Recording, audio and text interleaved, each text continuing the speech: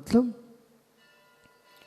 मंदिर में बैठ करके हमने मखमली मखमली जैसी मीठी मीठी बातें करके दूसरे को फंसाया था, सो मखमली कीड़ा बन गया, लेकिन मायाचारी के प्रभाव से कीड़ा बनना पड़ा।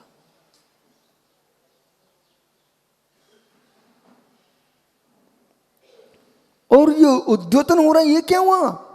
बोले उद्योतन, मेरे शरीर में जो प्रकाश तुमको दिख रहा है ये उद्योतन दिख रहा है। ओह, धर्म स्थानों पर धर्म के भेष में आकर के क्रीम पाउडर आदि आदि लगा के आया करता था, सुंदर से सुंदर सुगंधित तेल लगा के आया और ऐसे सामग्री लगाई कि मैं चमकता था। लोगों ने पूछा इतना सुंदर रूप तुमको कहां से मिला? मेरी तपस्या का फल है। ये किसका फल है? मेरी तपस्या का फल है। मैं जहां से निकलूं वहां सुगंध आती है। बेटा चिंता मत करो, जहां से तुम निकलती हो वहां से चमक आती है। हाँ, आपने मायाचारी करके सुगंधित सामग्री का प्रयोग करके चमकती सामग्री गालों पे लगा करके और आपने लोक में प्रचार ही किया था कि मेरे शरीर में तपस्या का प्रभाव है कि मैं चमकता रहता हूं। उसके परिणाम से अब तुम जंगलों जंगलों में, नगर नगर में, गली गली में और कोने कोने में चमको जुगनी बनकर अब बेटा तुम चमको, उसका फल हो रहे हो। यानी ऐसा चमक लाना क्या आप लोगों को?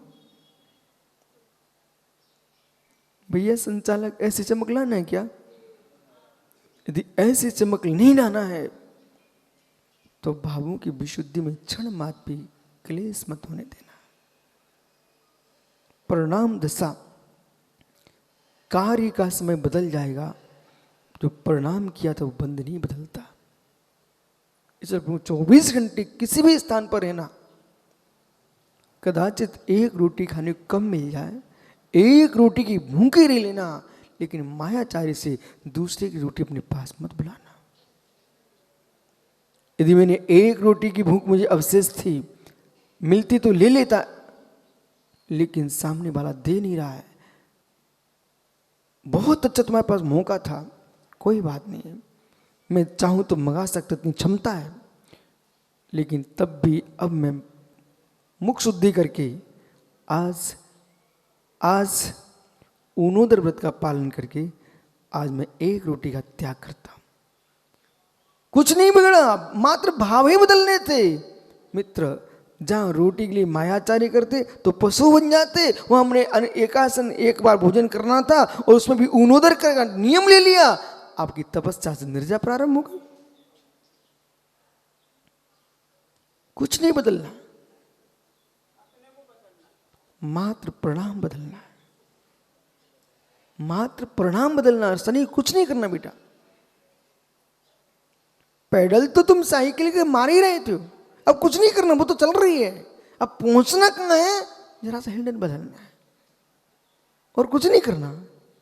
साइकिल तो चल रही ना आपकी, लेकिन पहुंचना कहां है? कहां पहुंचना है? ये सजल साइकिल से मत पूछना, वो तो चल रही है, पैर भी चल रहे हैं, लेकिन कहां पहुंचना है इसको बताने वाली साइकिल नहीं है बबलू, इसको बताने वाले तुम्हारे भाव हैं। ऐसे साधना तो चल रही है, अनवरत चल रही है, बराबर चल रही है, इसमें कोई विघ्न नहीं है, लेकिन मित्र पहुंचोगे कहां? ये साधना नहीं बताएगी, ये प्रणाम बताएंगे।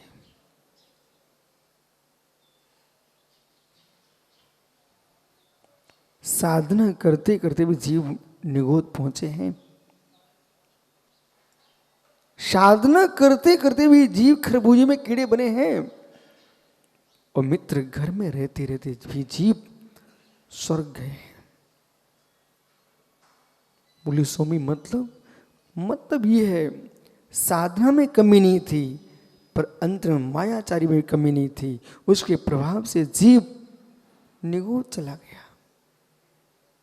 परिग्रह के परिणाम में कमी नहीं थी, निगोद चला गया। एक जीव ने द्रव महाव्रतों को स्वीकार किया और मित्र मंदिर में कोई श्रावक खरबूजे चढ़ा गया, उसी खरबूजे में जीव कीड़ा बन गया। क्यों? इसलिए मित्र, अधिक सुंदर सुवासित द्रव्यों को मत देखते रहो। सुवासित द्रव्यों को जितना देखोगे उतनी गति तुम्हारी सुवासित नहीं हो पाएगी। नवीन नवीन उपकरणों पर राग, नवीन नवीन वस्तुओं पर राग। अब इस बात को जीव को हार्दिक मालूम ही नहीं है। हर दिन एक नई वस्तु चाहिए आपको। अब बालक नई वस्तु चाहिए तो इस बात का भी तो ज्ञान होना चाहिए हमारे आगम से कि जब नई वस्तु आती है तो उसमें राग नया होता है। नई वस्तु आती नया राग होता है, नई वस्तु आती नया राग होता है, और जितना नया नया राग होता चला जाएगा उतना बंद भी होता चला जाएगा। और विश्रुत सागर जी कई पुण्य की प्रचंडता देखो। तीर्थंकर जिन बालक के लिए स्वर्गों से आभूषण आते हैं और इंद्र रोज नवीन नवीन वस्त्र उनको पहनाता है। प्रभु की इच्छा नहीं है, इच्छा नहीं है तो बंद भी नहीं है। दो दृष्टियां आपको देखना पड़ेंगी यहां पर, और बहुत गहरे में देखने पड़ेगी। आपको कर्णान्यु के पास भी जाना पड़ेगा।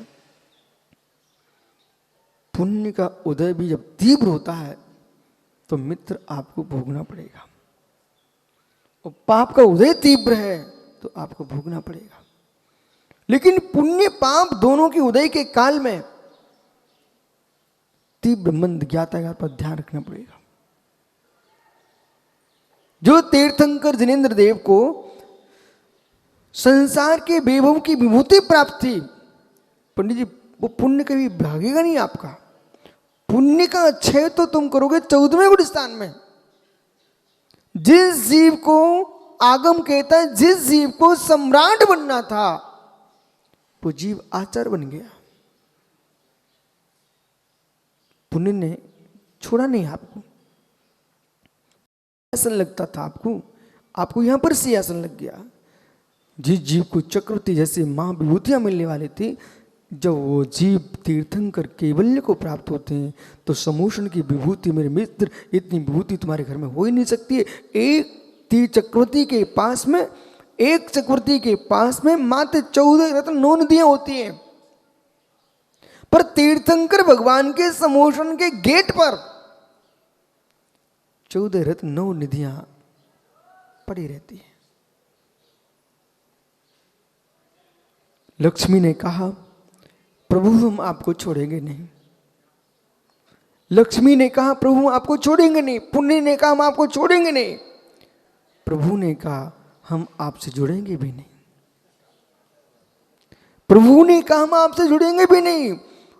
समूह विभूति समूषण के रूप में आ गई धर्म सभा तीर्थंकर की, उसका नाम समूषण है। मित्र, जब सिंहासन लगा, कमल पर प्रभु विराजमान होने के लिए कमल की रचना कर दी कुबेर ने, लेकिन तीर्थंकर अरिहंत देव उस कमल से भी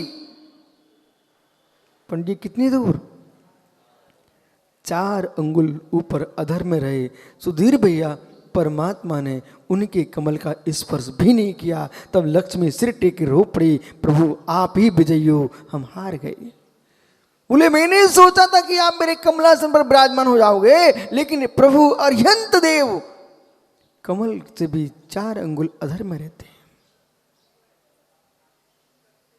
अधर में रहते हैं। आप नेमगिरी जिंतुर गए होंगे कभी, वहां पर भगवान तीर्थंकर अधर में। और किसको मालूम नहीं, सिरपुर पारसनाथ, एक समय तक कहा जाता कि उनके प्रतिमा के नीचे से घोड़ा निकल जाता था, इतनी अधर में थे। यही दृष्टि देखना आपको। विभूति के मिलना ये पूर्व पुण्य का उदय है। विभूति को भोगना ये राग और मोह पाप बंद का कारण है। और विभूति के मिलने पर भी विभूति को नहीं भोगना ये तुम्हारे संयम का परिणाम है। सब कुछ सामने रखा है, तब भी त्याग कर रहा है जीव, ये संयम प्रणाम है। संयम प्रणाम है। आप आश्चर्य तो करो कि जहां लोग सजल तड़प रहे हैं, कोई मुझे 2 रुपए की नौकरी दे दे। तो पवन, ऐसे भी लोग तड़प रहे हैं जिनके शरीर में रोग हो गए, वे तड़प रहे हैं मुझे निरोग शरीर मिल जाए। जिनके शरीर में ऐसे ऐसी बाधाएं हैं जो मनुष्य होकर के मनुष्यत्व का वेदन नहीं कर पा रही हैं, नपुंसकता का वेदन कर रही हैं, ऐसे काल में बीत लगी नव युवा जिन दीक्षा को प्राप्त करके सब छोड़ के बैठे हैं, ये पंचम काल का कितना बड़ा चमत्कार है।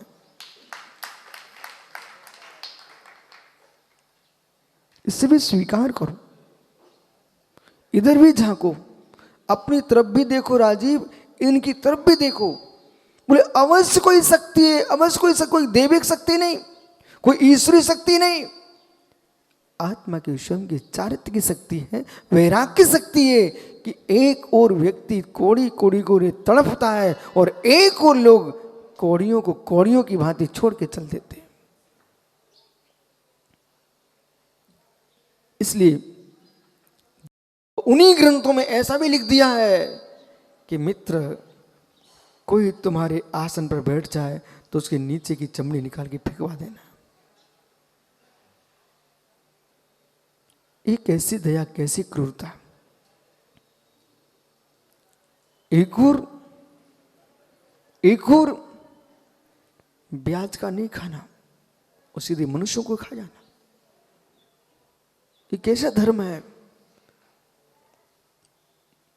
विष्णु सागर जी, भैया आप शराब के स्पर्श में पाप मानते हो, पर ऐसे भी अज्ञानी प्राणी हैं जो पाप हो जाए उनसे कोई प्रकार का तो शराब की टंकी में डुबकी लगाने से उनका शुद्धि होती है। अब सोचिए आप, ये धर्मात्माओं की परिभाषा है कि अज्ञानियों की सोच है। ये धर्मात्माओं की परिभाषा है कि अज्ञानियों की सोच है, अज्ञानपूर्ण वृत्ति। और कोई व्यक्ति पूर्व पापानुबंधी पुण्य के नियोग से प्रसिद्धि को पा लिया और उसने अपनी बातें कहना प्रारंभ कर दिया, और सबसे ज्यादा बिना विचार करके धर्म करने वाले अज्ञानियों की संख्या बहुत ज्यादा है। संप्रदाय बनाने वाला अलग अज्ञानी होता है, संप्रदाय पर आगे बढ़ाने वाला महाअज्ञानी होता है। पंथ बनाने वाला अज्ञानी कसाई तो है ही, पर पंथ को ढोके जो चल रहा है, दूसरे के भजन को ढोना, ये अज्ञानियों की पहचान है। जिन शासन कहता मेरे मित्र, तत्व का निर्णय विवेक से करो, तत्व का निर्णय विवेक से करो। और जहां हिंसा कर्म है वहां धर्म नहीं है, जहां धर्म है वहां हिंसा कर्म नहीं है।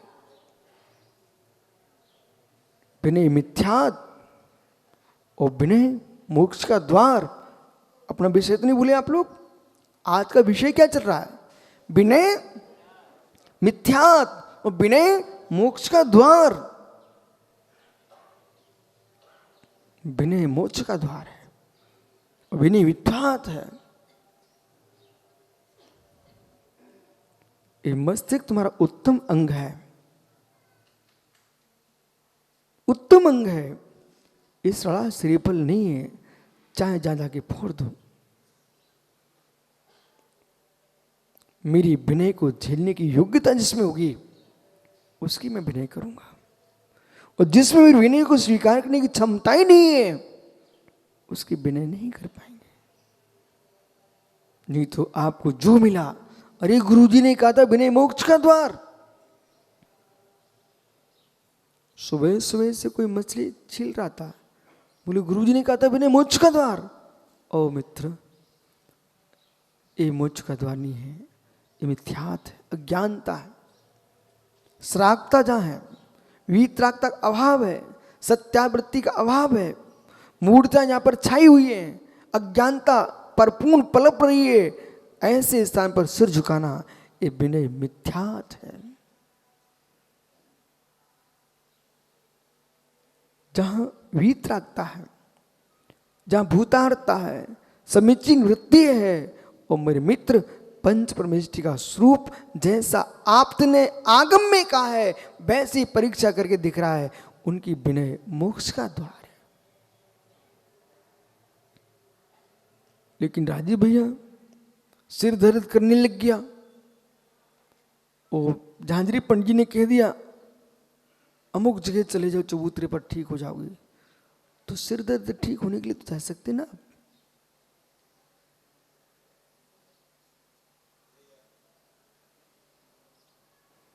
मित्र,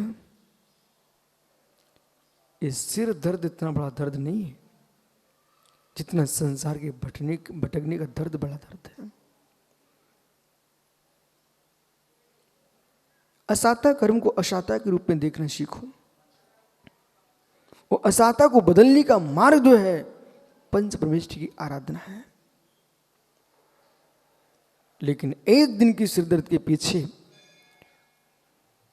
यानी आगम क्या कह रहा है?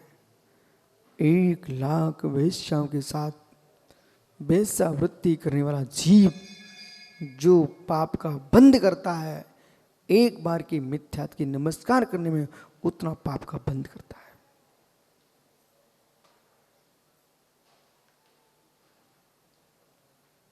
इसलिए वेश्यावृत्ति तो करना ही नहीं, लेकिन मित्र मिथ्यात्व की विनय से भी बचना।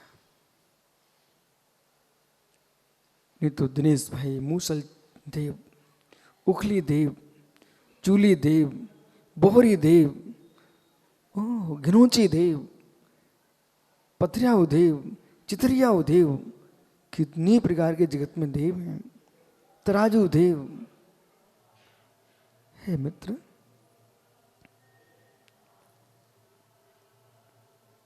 देवादेव, अरिहंत देव। मालूम चला कि ये मूसल को ही पूजना प्रारंभ कर दिए। बोले स्वामी उसे धान कुटता ना इसलिए पूजता है। मित्र, मांगलिक क्रिया करना अलग विषय है और देवता मान करके उनकी आराधना करना, वहां से कौन सा देव आ गया? जो वनस्पति कर्म फल चेतना भोग रही है, कर्म फल चेतना, जैसे जैसे आपको भूतार्थ आगम का ज्ञान होता जाएगा आपकी परतें खुलेंगी। जो वनस्पति अपने आप में कर्म फल चेतना भोग रही है और ये ज्ञानी जीव उसमें देवत्व देख करके नमस्कार पूजा करने चले गए।